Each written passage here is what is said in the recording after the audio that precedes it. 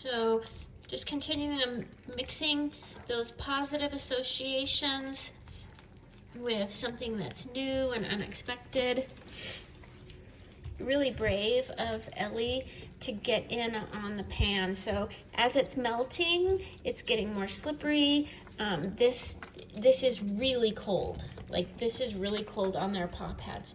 That's gonna be really good for winter or something like that, where, you know, they haven't really experienced the different temperatures yet. They're loving the bananas. Usually I've done apples, I've never done bananas. Bananas, a lot of times people will put bananas in, like as a recipe for the, like in the Kongs or in a lick mat, you know, mash up a banana. So really proud of Elle. She's the first one, the only one really to get on there and be on the, that's Roomba upstairs, but on the pan itself. She's all over that.